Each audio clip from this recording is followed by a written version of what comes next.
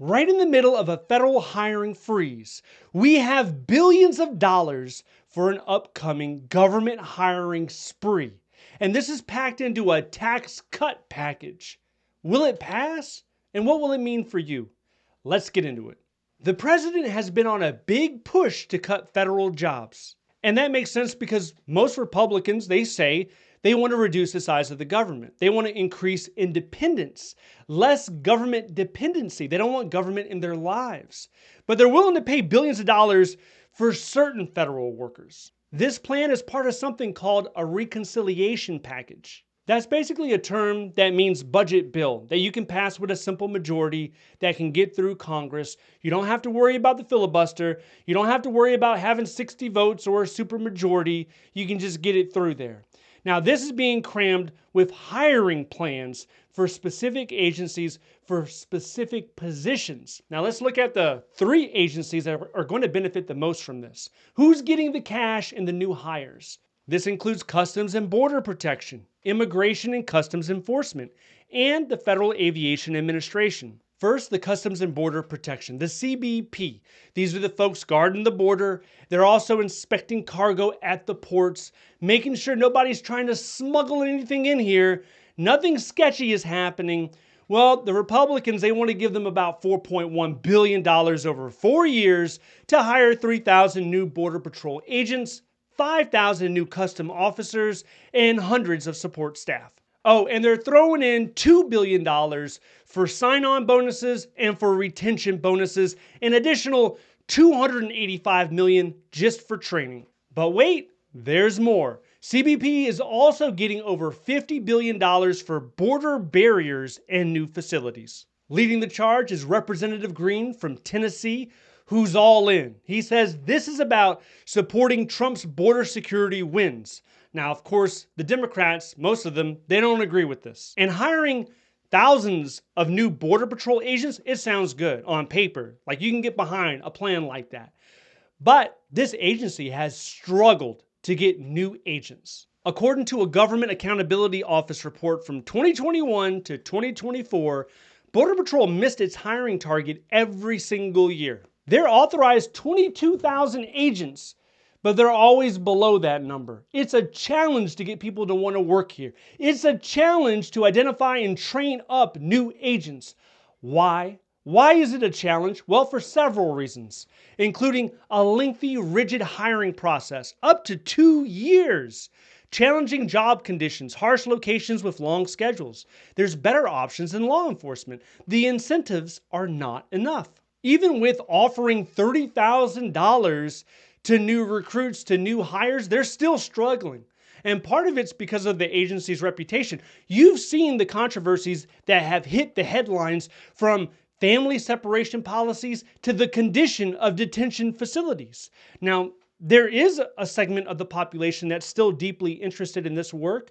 And what I have noticed, it's normally coming from the military community, the veteran community. When they transition, a lot of people that are in combat occupations, they're an infantry, artillery, combat engineer, they feel like this is the only real option that they have to continue their service outside of the military. That's not true, but it appeals to them. Next, we've got Immigration and Customs Enforcement, or ICE.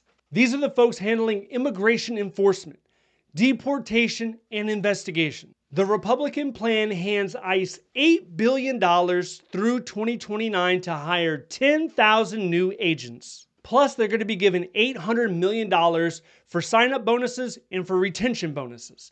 Now, that's a lot of money.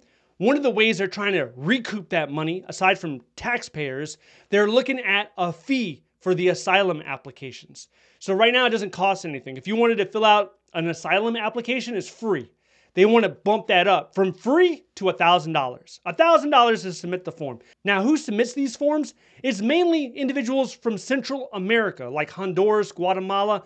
That makes up the bulk of these applications. And on top of that, they want to add $550 for the work permits. If you want to get a work permit visa, you're going to have to cough up the money. This all ties into Trump's promise of mass deportations. ICE has been aggressive under this administration, but it hasn't all been smooth. In fact, the president would actually like to deport more people. And the interesting thing about this, if you think President Trump is hard when it comes to immigration, when it comes to deportations, if you think he's super aggressive, compare his first term with President Obama.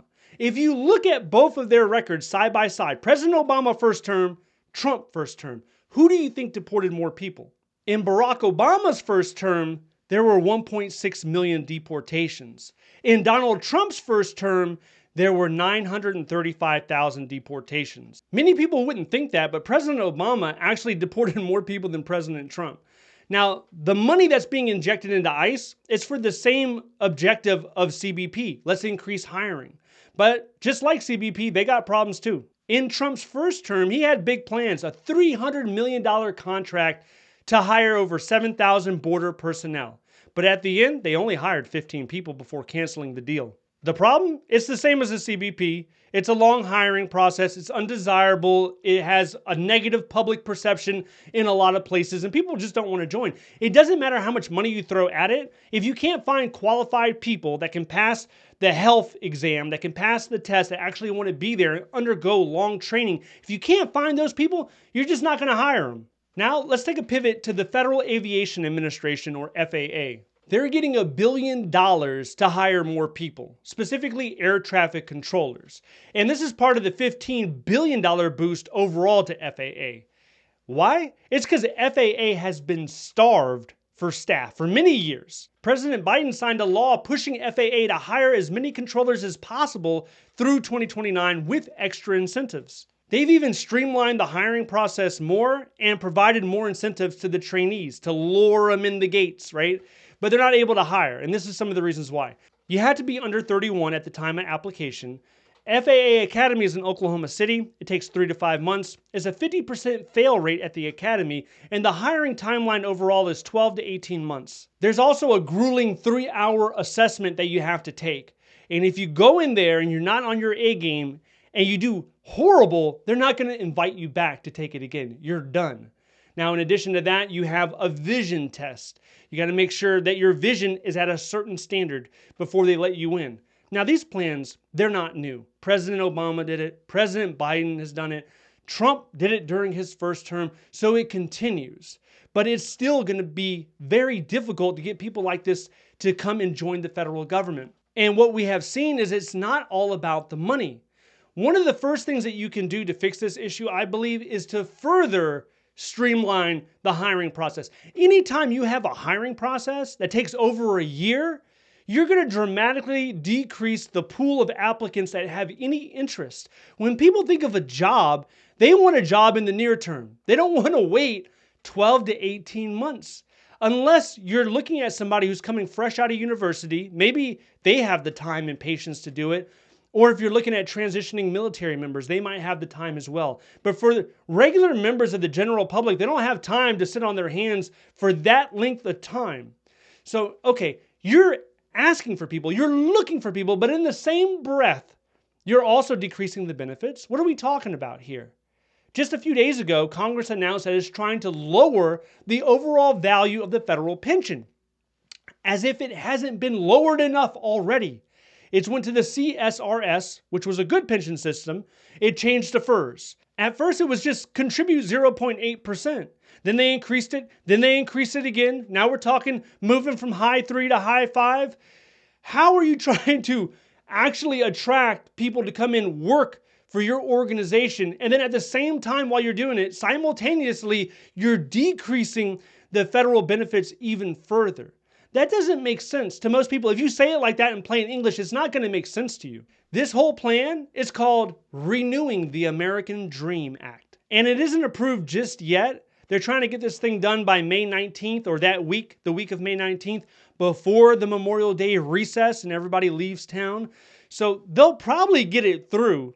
They only need a simple majority. This is probably going to go through with no problems. As for the rest of the federal government, well, we're still under a federal hiring freeze until July 15th. And what many people don't realize is how many people, how many workers are we losing each and every month? So if you take the basic attrition rate of the federal government, let's say 6%. Some years it's higher, some years it's lower. Let's just look at 6%. So over 6 months, which is roughly what the freeze is going to end up being, you would lose 60,000 people. 60,000 people. We're not even talking about deferred resignation program. We're not talking about early retirement. We're not talking about firing and laying people off. Outside of all of that, 60,000 people are going to be gone. So what that's going to mean for a lot of federal agencies, you're going to see open positions this fall, this winter. Agencies are going to need to hire. They're going to see that there's gaps in their agency, and they're going to want to plug those gaps. Right now, everyone's towing the line and saying this hiring freeze is great because that's what this administration wants. But as soon as they realize the damage it has caused, there will be hiring. And like we talked about earlier, there is still this push to reduce the federal pension. This is going to impact the annuity that retired members are going to see by the thousands of dollars less. If you want to know more about that, check this video out next.